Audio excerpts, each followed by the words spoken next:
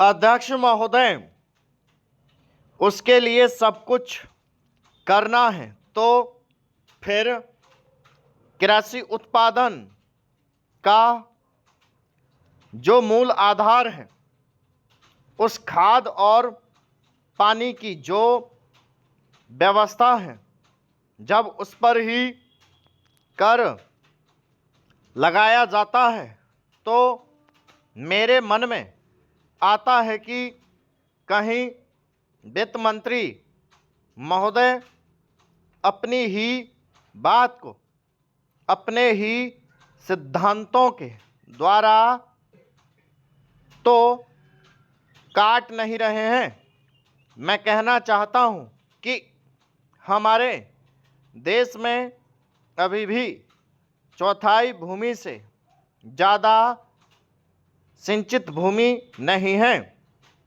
इस देश की जितनी कृषि योग्य भूमि है, उसका चौथाई से भी कम हिस्सा ऐसा है जो सिंचित भूमि के नाम से पुकारा जा सकता है।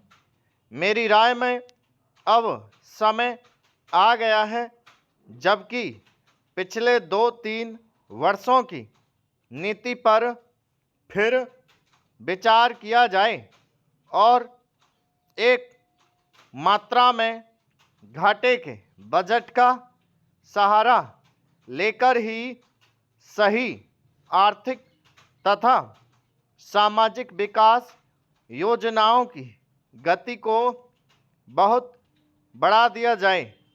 इस मामले में मैं समझती हूँ कि तुरंत कार्रवाई होनी चाहिए ताकि आज जनसाधारण में जो असंतोष उभर रहा है वह हानिकर दिशाओं में ना चलने पाए।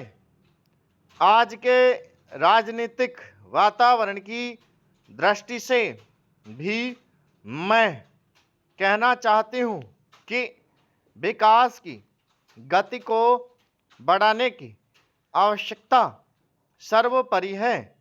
जहाँ तक कि नए बजट के अंतर्गत कर नीति का संबंध है, अच्छा होता यदि मिट्टी के तेल जैसी वस्तुओं पर अतिरिक्त कर ना लगाया जाता।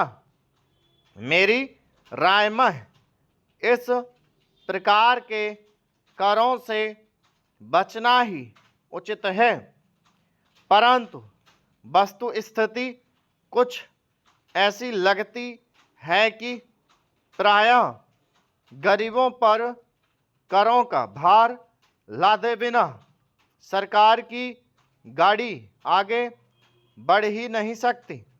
एक नए कर जिसे पहली बार वित्त मंत्री ने लगाने की ठानी है वह कृषि संपत्ति संबंधी कर है।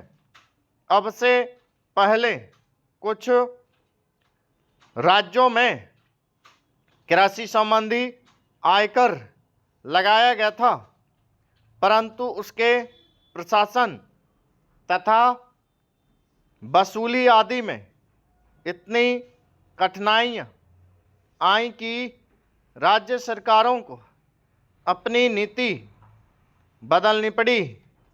बात यह है कि जहां करोड़ों अनपढ़ तथा गांवों में बसने वाले किसानों पर हिसाब किताब रखने और रिपोर्ट भेजने की जिम्मेदारी लादी जाती है, वहाँ ऐसा कोई कर सफल नहीं हो सकता। उल्टे उसके कारण लाखों लोग कई प्रकार से सताए जाते हैं और फिर वे लोग सरकार से नाराज हो जाते हैं।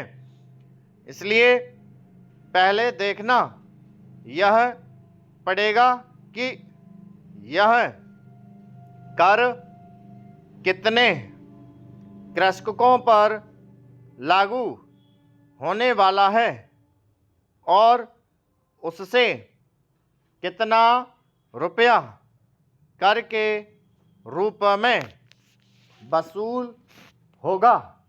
स्टॉप।